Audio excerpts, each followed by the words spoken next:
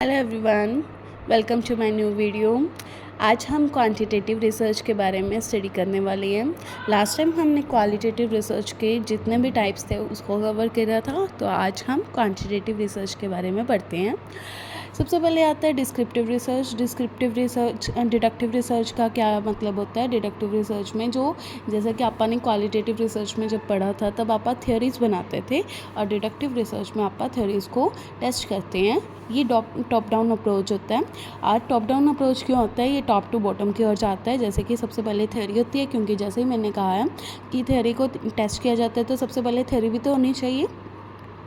तो थ्योरी होती है, उसका हाइपोथेसिस बनता है। हाइपोथेसिस का मतलब कि हम कुछ अज्यूम करके चलते हैं, फिर उसे ऑब्जर्व करते हैं कि जो हमने अज्यूम किया था क्या वो सही है या गलत है। अगर वो सही निकलता है तो उसे आप कंफर्म कर लेते हैं, अगर गलत होता है तो मतलब ये थ्योरी सही नहीं है और ये थ्योरी गलत है, ठीक है। और ये जनरल टू स्पेसिफिक जाता है कि एक जनरल टर्म से, जैसे कि जनरल थ्योरी सबके लिए सेम होती है ना, तो कहते हैं जनरल टर्म से हम स्पेसिफिक की ओर जाते हैं कि हाँ जी ये तो सही है, इसके ऊपर हम अब बिलीव कर सकते हैं। तो इसको याद करने का तरीका क्या है, हिंट क्या है कि जीडीपी के बारे में सब जानते हैं ना, तो जी से पी की ओर जाते हैं तब डिडक्शन हो जाती है, ठीक है।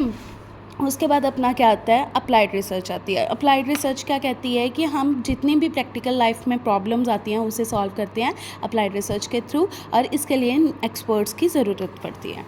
फिर बाद में आते हैं हिस्टोरिकल रिसर्च। हिस्टोरिकल रिसर्च अपने को क्या कहती है, as a name says historical research की हिस्ट्री के बारे में जितनी भी नॉलेज है वो हिस्टोरिकल रिसर्च के थ्रू प्रोवाइड की जाती है। स्टडी ऑफ पास्ट इवेंट, किस लिए पास्ट इवेंट की स्टडी की जाती है, ताकि कि उसका रूट कॉज अपने को पता चल जाए कि इसका मेन कारण क्या था। उसके बाद आता है कोरिलेशनल रिसर्च। कोरिलेशनल का रिसर्च का मतलब ये है कि जब हम दो वेरिएबल्स की स्टडी करते हैं, दो वेरिएबल्स के रिलेशनशिप की बात करते हैं, तब उसे क्या कहा जाता है, कोरिलेशनल रिसर्च कहा जाता है। उसके बाद आता है एक्सपेरिमेंटल रिसर्च। एक्सपेरिमेंटल रिसर्च का मतलब यही है कि हमने रिसर्च करना है एक्सपेरिमेंट्स करके।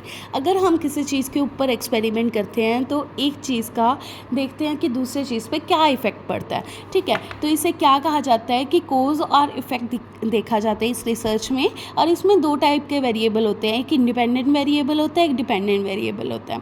इंडिपेंडेंट वेरिएबल का मतलब ये होता है कि उसे मैनिपुलेट करना बहुत ज़्यादा ईजी हो जाता है, क्योंकि सपोज अब देखो एक्सपेरिमेंटल रिसर्च में आप ये कह सकते हैं कि एक एग्जांपल भी, बेसिक एग्जांपल अगर आप लेते हैं कि किसी चीज़ के ऊपर अगर आप एक्सपेरिमेंट करते हैं, ज़रूरी तो नहीं कि वो एक्सपेरिमेंट करे और वो सारा का सारा अपना कामयाब हो जाए। तो आप उसे बार बार चेंज करते हैं कि ये केमिकल नहीं तो दूसरे केमिकल से क्या पता हमारा प्रोडक्ट बन जाए। तो ये बार बार हम अपने केमिकल्स चेंज कर सकते हैं। तो मतलब कि हम अगर बार बार चेंज कर सकते हैं तो मैनिपुलेट भी कर सकते हैं उसे। और डिपेंडेंट वेरिएबल का मतलब जिस चीज़ के ऊपर हम रिज़ल्ट बना रहे हैं तो उसे हम ऑब्ज़र्व करते हैं। सपोज़ करो कि अगर हम किसी प्लांट को ऑब्ज़र्व कर रहे हैं तो किसी ना किसी दिन तो रिज़ल्ट आएगा ही, कि उसे कभी पानी की ज़रूरत पड़ेगी, कभी सनलाइट की ज़रूरत पड़ेगी, ठीक है। तो ये जो पानी है, सनलाइट है, वो इंडिपेंडेंट वेरिएबल है, और जो डिपेंडेंट वेरिएबल प्लांट हो गया जिसे हम ऑब्ज़र्व करेंगे, ठीक है। आप इसका एग्जाम्पल ले सकते हैं। उसके बाद क्या आता है, डिस्क्रिप्टिव रिसर्च कहते हैं। डिस्क्रिप्टिव रिसर्च क्या कहती है कि सेल्फ एक्सप्लेनेटरी होती है, डिस्क्राइब करती है। इस रिसर्च के जितनी भी चीज़ें हैं वो सारी की सारी डिस्क्रिप्टिव रिसर्च के अंदर डिस्क्राइब की जाती है। बट इसका ये पार्ट है कि क्वांटिटेटिव रिसर्च में क्यों कहते हैं, क्योंकि ये नंबर्स की फॉर्म में होती हैं।